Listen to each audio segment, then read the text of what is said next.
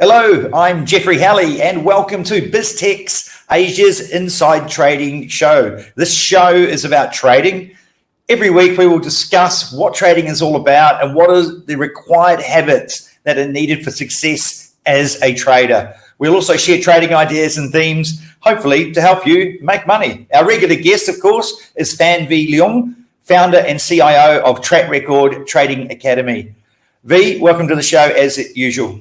Hey Jeff, how's it going? Let's talk about trading. Excellent, and of course, we always start the show with one of your quotes about trading. So let's move to that first. Yep, let's do that.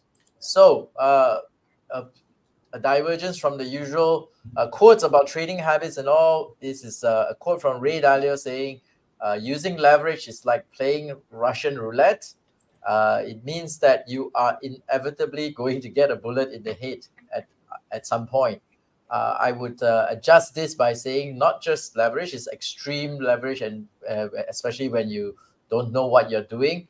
But a bit of leverage is good if you know what you're doing. But if you're using too much leverage, you tend to eventually end up pretty much with a bullet in your head, especially in terms of financially wide for your financial capital, right?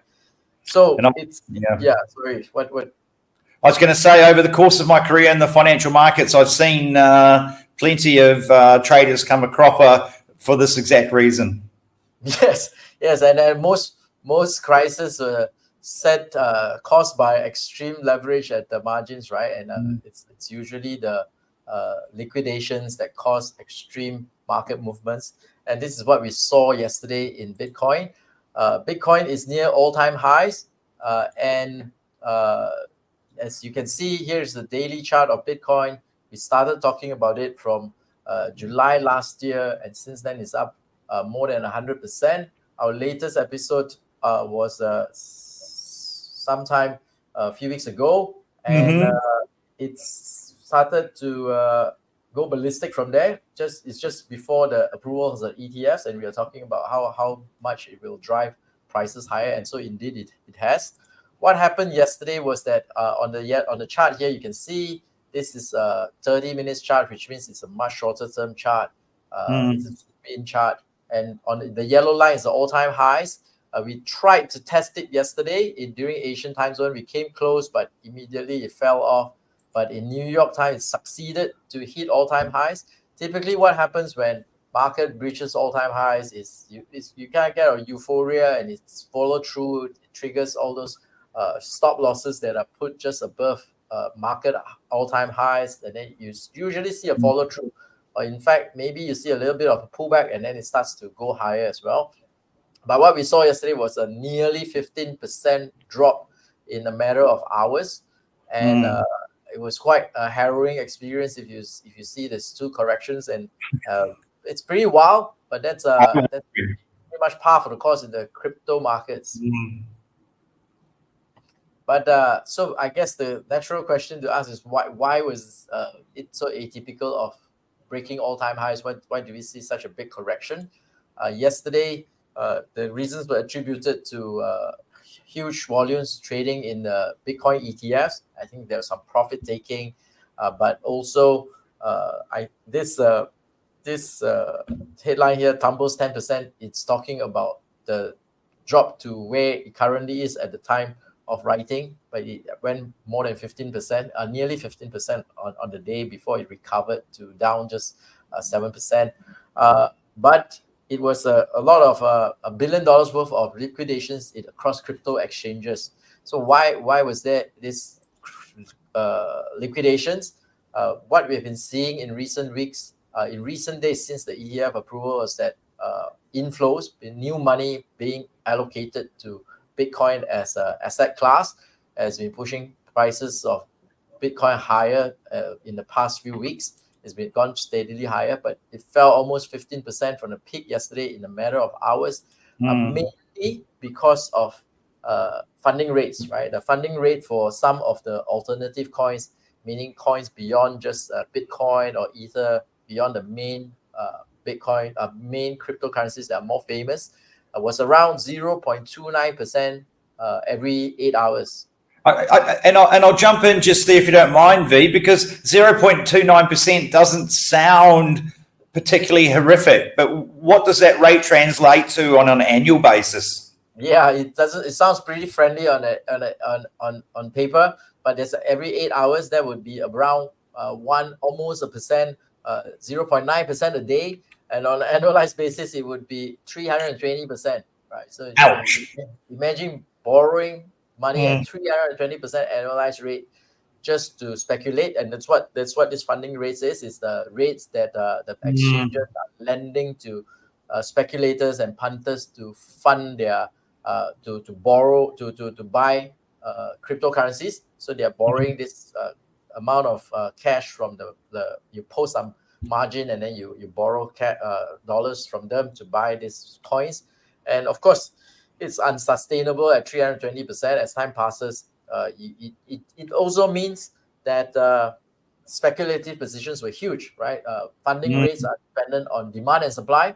It's going up so high because like right now it's around 0.05% every 8 hours, which is pretty much standard in the normal market conditions, and it's adjusted. But at 0.29, it just means that a lot of punters, a lot of speculators are long and borrowing money to be margin long. And so what tends to happen when you're using leverage, if you don't know what you're doing when you're using leverage, it means when the market is highly leveraged, a small correction, especially at the peak, would start to create fear, right? When you see break peak all-time highs, everybody thinks it's going to follow through. I'm going to take profits much higher from here, but it doesn't go higher, it goes lower. You start to get worried, and as you get more worried, you start to sell, and as one sells, more sells, then it starts a cascade of selling, and this is what we saw. Market started selling, speculative positions were liquidated. I was going to say it does seem to create a self-fulfilling negative feedback loop, doesn't it? Yes, exactly right. Because it's a very small exit when a whole crowd is in a small room, in a room with one exit. As people start to get out, everybody's jam in the exit, and prices start to cascade. And as you said, it's a self-fulfilling prophecy. Maybe you don't want to get out, but you see everybody trying to get out, right? Then you want to get out too. And that's what happened today. Yeah, sorry, I was going to say it did seem to run into quite a few buyers underneath 60,000 though, but I suspect you're about to answer this question on everybody's lips at the moment. Yes. Is it the end of the crypto trend? I think the short answer is no, but the longer answer is that inflows into the Bitcoin, the US Bitcoin ETFs will continue. What we have been seeing is that it continues to we see persistent new money being allocated to the Bitcoin ETFs. That's on the demand side. On the supply side, halving, which is the cutting of production rates by half in April. Sometime in mid-April, we will see the daily production of Bitcoins drop to half. Right now, it's 900 Bitcoins every day being produced. It will become 450. At 900 at current prices, it is around, let's just say around $600 million worth of Bitcoins being produced every day. And so we're going to see that drop into half. So what happens is we are seeing just a blip in the overall trend, right? And we are likely to see more of this grinding higher as inflows continue. So what do I mean by inflows? Here is a chart of the ETF, a table of the ETF inflows so far since early February, and it's green, right? It's been pretty much green. We do not have the March 5th of March data yet because it's just yesterday and it's just still not yet updated at time of recording. But what you can see, what has been estimated is the outflow is in excess of $150 million, and it's quite unsure because we don't have the data from BlackRock, which is one of the biggest ETFs right now. But this follows many days of $200 to $500 million of inflows, right? So in context, it's a very small amount that went out yesterday. yes, exactly. So in context, it is quite impossible for us to envision the end of the trend if inflows continue. And I said earlier, I was wrong. It's not $600 million of production. It is $60 million worth. So you can see the inflows are multiple times of where Bitcoin is being produced, right? So new Bitcoins production of Bitcoin cannot satisfy this persistent demand. So what is the result of this is that price has to go up, and I think this continues for the foreseeable future. A blip, meaning a cascade of liquidations, is always good for the overall trend. It clears up market positioning, and it sets up the market. It creates some short-term bearishness. It creates a more balanced market, so markets can then go higher persistently over the longer term. So would you say that overall that you expect the Bitcoin to continue trending higher, but it may not move up in such a linear fashion as it has done in recent times? There's going to be a bit more two-way risk in the whole process. Well, I think that is a question. That's $1 million question, right? I think if there's any short-term weakness, it will be just be short-term. It's not long-term weakness.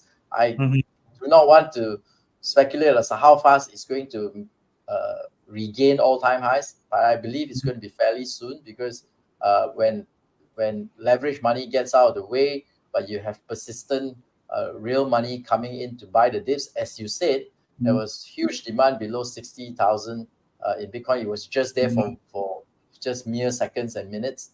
I think people who missed the dip, they will start to put their buy orders 61, 62, 63,000. And right now, the market is not, the speculative positioning is not very extremely long anymore. It was yesterday, but it's now pretty clean. Liquidations have been mostly done. And we are seeing, as of an hour ago, we are seeing Bitcoin creeping higher from 63,000 to 66,000 quite easily.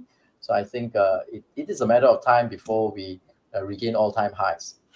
It certainly did look fairly solid when it dropped. Looking at the charts anyway, when it dropped below 60,000, the rebound was just as quick as the sell-off from above 69, which, as you said, implies that there's probably a few people on the dip looking to get long again.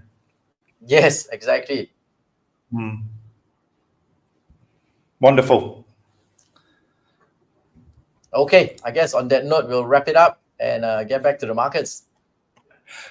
Thank you so much for your time today, V. I'm actually been calling you our oracle of crypto off screen, actually, with some of the members of BizTech Asia, because if anybody had watched this program, I think it was on the 23rd of February, you couldn't have picked it any better, I don't think, than the points that you made back then. And so, yeah, fantastic effort. As ever, V, thanks for coming on this week's Inside Trading Show. Always a pleasure. Take care. We've been speaking to Phan Vee Leung, founder and CIO of TrackRecord Trading Academy in Singapore, and on BizTech Asia's Inside Trading Show. I'm Jeffrey Halley, and this interview will be on our website, www.biztech.asia, as well as our social media platforms. You can also catch this on our syndication partners, TV stations, radio stations, and websites. Thanks so much for tuning in today.